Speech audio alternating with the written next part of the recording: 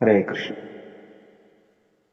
व्यक्ति जो भी कार्य करता है वो मनसा काया वाचा ऐसा कहा जाता है। वो एक तो मन से कार्य करता है या काया से कार्य करता है या फिर वाणी से कार्य करता है।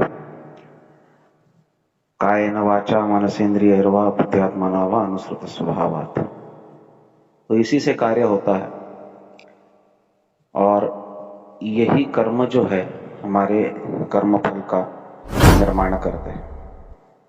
और इसमें से अधिकतम जो हिस्सा होता है वो वाणी के द्वारा किए गए कार्यों का होता है। आप देखो कि जितने भी कर्म हम करते हैं उसमें से अधिकतम कर्म हमारे वाणी के द्वारा होते हैं। काया और इंद्रियों के द्वारा या मन के द्वारा जो कर्म होते हैं उसका हिस्सा बहुत कम होता है, लेकिन अधिकतम हिस्सा जो होता है इस संपूर्ण कर्मों के इस चक्र में वो वाणी का होता है। तो वाणी का उपयोग ये बहुत महत्वपूर्ण होता है। जैसे हम वाणी का उपयोग करते हैं उसी प्रकार हमारे कर्म फलों का निर्माण होता है।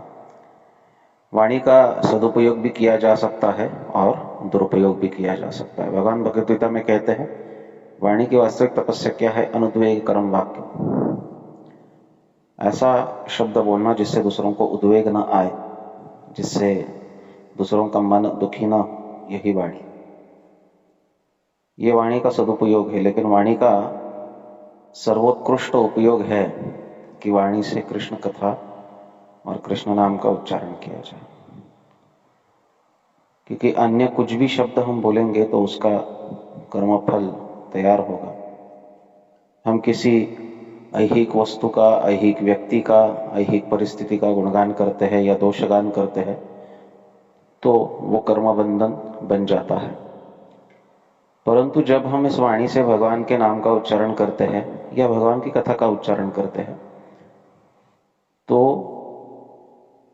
हमारा कर्म बंधन जो है वो कट जाता है। यही अंतर है कर्म में और सेवा में। तो वाणी को भगवान की सेवा में लगाना ये हमारे जीवन का सर्वोत्कृष्ट प्राधान्य होना चाहिए। सर्वप्रथम इसको प्रधानता मिलनी चाहिए। अब वाणी से कौन से शब्द हम बोलते हैं? जिसका चिंतन मन में होता है वही वाणी से उभर कर बाहर आता है। तो मन का चिंतन बहुत आवश्यक है। एक भक्त ने कहा भगवान से कि हे भगवान, मैं आपको क्या दे सकता हूं? आपका निवास स्थान तो साक्षात रत्नाकर में है और आपकी गृहिणी जो है वो साक्षात पद्मा है। मैं आपको क्या भेंट करूं?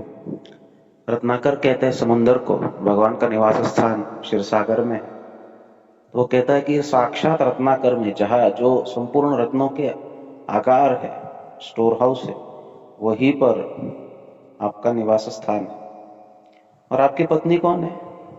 गृहिणी च पद्मा पद्मा। तो आपकी पत्नी आपकी गृहिणी जो है वो पद्मा है, लक्ष्मी है, साक्षात लक्ष्मी है। आपको कौन क्या दे सकता है? तो लोग सोचते हैं कि मैं थोड़ा धन दूंगा या थोड़ा दान करूंगा तो मैं मेरे कर्म से मुक्त हो जाऊंगा। लोग इसलिए दान करते हैं, लोगों के मन में प्रेम होता है इसलिए भगवान के प्रति वो दान नहीं करते। वो दान इसलिए करते हैं ताकि वो अपने पापों से मुक्ति प्राप्त कर सके। अनेक अनेक लोग हर वर्ष बालाजी जाते हैं और लाखों करोड़ों रुपए दान करते हैं। भगवान को दान करना ये अच्छी बात है, लेकिन ये समझकर दान करना कि इससे मेरे पापों की मुक्ति हो जाएगी और मैं थोड़ा पैसा दान करूंगा तो मैं भगवान को खरीद लूंगा, जो मैं चाहूं वही भगवान करेंगे, ये गलत समझावट है। भगवान को आपके धन की जरूरत नहीं। तो एक जगह पर कहा गया है कि जब व्यक्ति केवल, और खास करके रामायण में इसका उच्चारण आता है कि जब विभीषण आया था भगवान के शरणागत, तो सुग्रीव कह रहा था कि भगवान ये राक्षस है, ये विभीषण राक्षस कुल का है और इसको शरणागति देना ये हमारे लिए बहुत बड़ी भूल होगी। पता नहीं कल जाकर वो क्या करेगा, क्योंकि ये शत्रु पक्ष से है, शायद जासूसी करने आ गया होगा, कोई घात करेगा, कुछ करेगा। तो भगवान कहते हैं कि ये मेरा व्रत है, शरणागत को शरण देना ये मेरा व्रत है। विभीषण क्या रावण भी आए तो मैं उसको शरण दे सकता हूं। तो वहां पर भगवान कहते हैं सकृदेव प्रपन्न यस तवास्मिति च याचते अभयम सर्वदा तस्मै ददाम्येतद् व्रतम मम। ये मेरा व्रत है। कोई अगर मुझे कहे सकृदेव अनायास या फिर विवशता में भी अगर वो करे, वो मुझे शरण आए, प्रपन्न सकृदेव प्रपन्नो यस तवास्मिति च याचते, ऐसा नहीं कि बहुत प्रेम के साथ, लेकिन विवशता के साथ भी कोई अगर मेरे सामने आकर खड़ा होता है और कहता है कि तवास्मि इति, तव अस्मि इति, मैं आपका हूं। ये रामायण का श्लोक है, वाल्मीकि रामायण का। तव अस्मि इति, मैं आपका हूं, बस शरणागत होकर वो इतना कह दे तो अभयम सर्वदा तस्मै, उसको मैं सर्वदा और सर्वस्थित अभय प्रदान करता हूं। और ददाम्येतद् व्रतम मम, ये मेरा व्रत है, मैं उसको अभय प्रदान करता हूं, ये मेरा व्रत है। भगवान को क्या चाहिए? भगवान को हमसे धन नहीं चाहिए, धन तो वो हमको दे रहे हैं, हम क्या हमको देंगे? भगवान को हम चाहिए। तो जो भक्त भगवान से पूछ रहा था कि मैं आपको क्या दे सकता हूं, आपका घर रत्नाकर में है, आपकी पत्नी पद्मा है, तो भगवान उसे कहते हैं कि ना मुझे धन चाहिए, ना मुझे आपका तन चाहिए, मुझे तो आपका मन चाहिए, मुझे आप चाहिए। तो आपका तन तो दुनिया चाहती है ना, आपका धन दुनिया चाहती है। आपको इस दुनिया में लोग प्रेम करते हैं बस दो ही चीजों से, तन की वजह से और धन की वजह से। जगत में तन का अर्थ है आपके तन से मिलने वाला सुख और आपके तन के स्किल्स से मिलने वाला फायदा। इसी के द्वारा आपको चाहा जाता। आप में कुछ क्षमता है तो लोग आपको प्रेम करेंगे। जब आपका शरीर अक्षम हो जाएगा तो आपसे प्रेम करने वाला कोई नहीं बचेगा। और आपका धन, आपके पास जब तक धन है तब तक लोग आपसे प्रेम करेंगे, लोग आपको चाहेंगे। जब धन नहीं होगा तो लोग नहीं चाहेंगे। तो हमारा तन ना भगवान के काम का है, ना धन भगवान के काम का है। तो भगवान कहते हैं तन और धन दुनिया को दे दो, नो प्रॉब्लम, आपका मन मुझको दो, क्योंकि आपका मन कोई नहीं चाहता। दुनिया में आपका मन कोई नहीं चाहता। हमारे मन के अनुसार दुनिया में कोई कार्य नहीं कर रहा। हमारे करीब के रिश्तेदार भी हमारे मन के अनुसार कार्य नहीं करते, वो बस अपने मन के अनुसार कार्य करते, और हम भी उनके मन के अनुसार कार्य नहीं करते।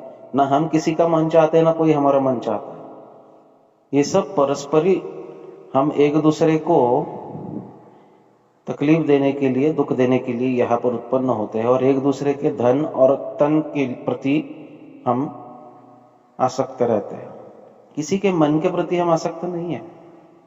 तो भगवान कहते हैं धन और तन दुनिया को दे दो, मन मुझको दे दो। आप अगर आपका मन मुझे दोगे तो मैं आपको इस जगत से मुक्त कराकर मेरे पास ले आऊं।